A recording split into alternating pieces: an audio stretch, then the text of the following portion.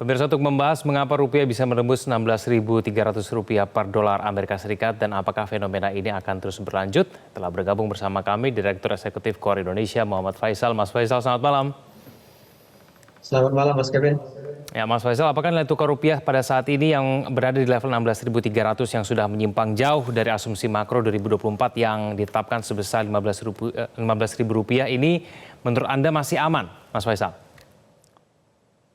Ya sebetulnya kalau dikatakan aman ini kita sebetulnya sudah agak perlu berhati-hati ya. Memang kalau dikatakan aman ini dalam konteks sebetulnya apa yang terjadi dengan pelemahan rupiah sekarang ini saya perkirakan semestinya tidak akan lama ya. Jadi kalau kita melihat pergerakannya ini sangat mungkin dalam beberapa waktu ke depan sudah tekanan itu sudah mulai melemah.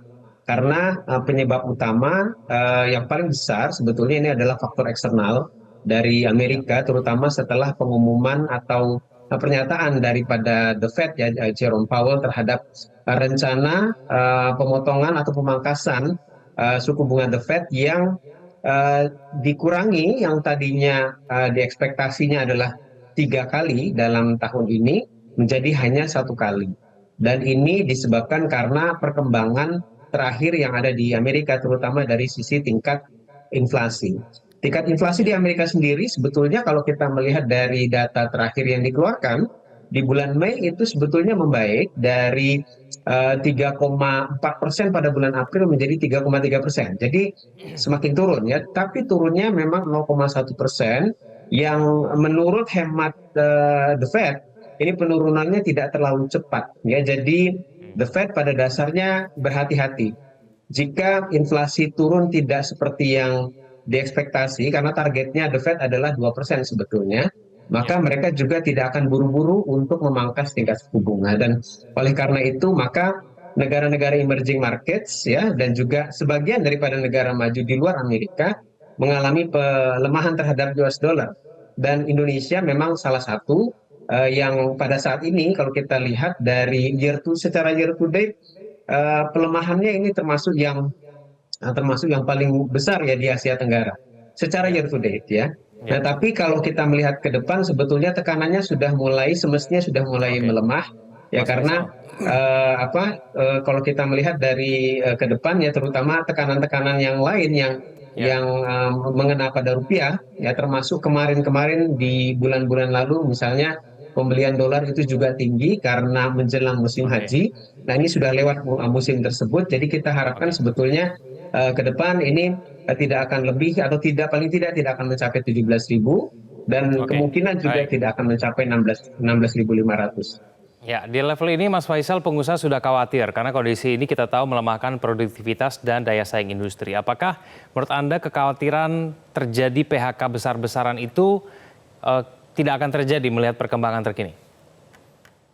Sebetulnya begini, kalau untuk dunia industri atau di sektor real, PHK itu sudah terjadi dari awal tahun. Bahkan kalau kita melihat dari data dari tahun ke tahun, nah ini angkanya meningkat dari 2022 ke 2023, dan di 2024 walaupun belum full year, jadi baru sampai bulan Mei, ini angkanya juga sudah kecenderungannya itu lebih tinggi, tingkat PHK.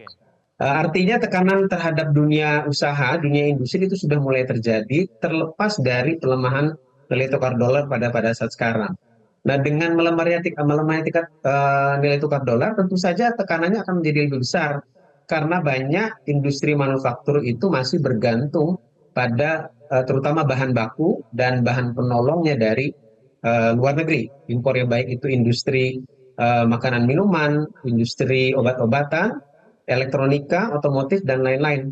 Nah, untuk industri-industri yang punya tingkat vulnerability yang lebih besar terhadap pasar, ini tentu saja mereka menghadapi tekanan yang lebih besar karena pelemahan nilai tukar rupiah tentu saja akan membuat impor menjadi lebih mahal, yang artinya biaya produksi, terutama biaya pengadaan bahan baku dan juga bahan penolong menjadi lebih mahal. Nah, ketika biaya produksi ini meningkat, di saat yang lain pasar ini juga tidak bergerak lebih baik ya, atau justru persaingannya lebih ketat. inilah yang kemudian membuat sebagian daripada industri untuk kemudian harus mengurangi kapasitas produksinya. Yang artinya kalau kapasitas produksi itu dikurangi, maka kebutuhan akan tenaga kerja juga menjadi berkurang. Dan ini sudah kita rasakan sebetulnya dalam beberapa tahun terakhir, dan trennya masih berlanjut sampai dengan tahun ini. Mhm. Dengan kondisi seperti ini, Mas Faisal, pengaruh terhadap beban utang Indonesia seperti apa menurut Anda? Ya, pengaruh tetap terhadap beban utang, terutama utang luar negeri atau utang yang denominasi dalam dolar, tentu saja akan menjadi membengkak. Walaupun kalau kita melihat struktur utang kita sekarang, memang lebih banyak didominasi oleh obligasi atau SBN, dan SBN-nya juga sebagian besar itu adalah denominasi rupiah, dan kepemilikannya juga kepemilikan dalam negeri atau lokal. Nah, tapi kalau kita melihat perbandingan dengan negara-negara yang lain, nah kepemilikan asing dan juga yang denominasi dolar ini relatif lebih besar ya dibandingkan dengan negara-negara seperti Thailand atau Jepang misalnya. Jadi artinya tetap walaupun sebagian besar utang kita tidak dalam bentuk dolar ya, tidak dalam denominasi mata uang asing. Nah, ini tetap akan memberikan tekanan terhadap fiskal ya, karena artinya pelemahan nilai tukar rupiah akan berdampak terhadap pembekakan utang yang sebetulnya sekarang sudah tinggi ya di Ya. 8.000 triliun US dollar. Mhm. Mas Faisal, dengan kondisi rupiah seperti ini, apakah juga akan diikuti dengan kenaikan harga barang-barang?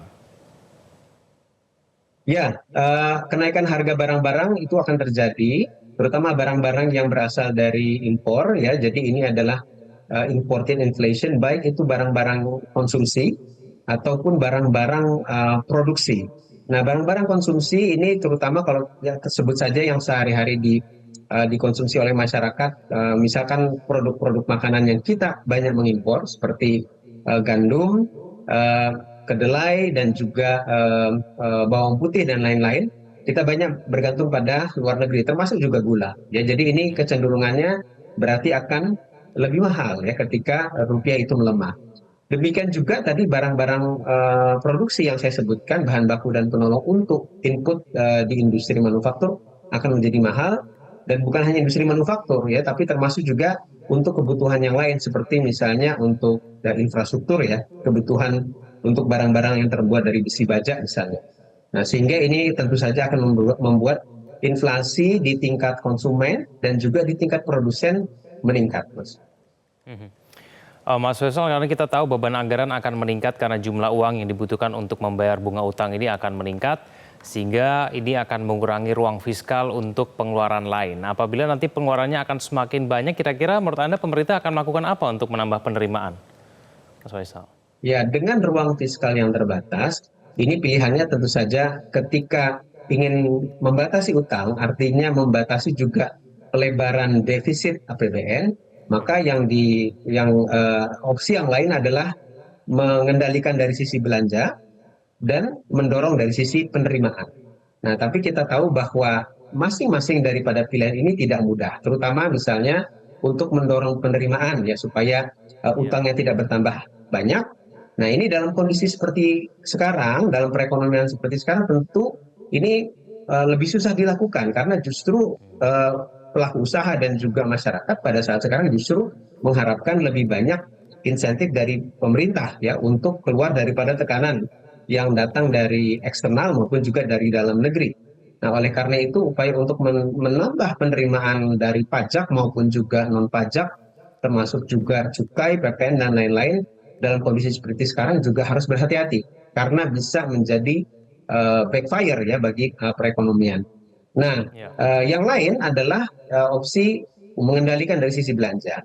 Nah, ini yang perlu dilakukan lebih maksimal menurut saya karena belanja-belanja yang tidak prioritas ya, dan ini harus betul-betul disisir ya, jangan kemudian belanja-belanja yang semestinya tidak harus dilakukan sekarang atau dalam waktu dekat, ini kemudian dilakukan sehingga berdampak terhadap pembekakan anggaran, termasuk juga pengawasan terhadap efisiensi penggunaan. Nah, ini juga penting karena pada sampai saat sekarang banyak belanja di berbagai macam sektor dan juga termasuk di daerah ini masih mendapat catatan terutama dari sisi efisiensi dalam hal penggunaannya, gitu Mas. Oke, baik Mas Faisal. Terima kasih sudah bergabung bersama kami di Prime Time News. Selamat malam Mas Faisal. Jelajahi cara baru mendapatkan informasi. Download Metro TV Extend sekarang.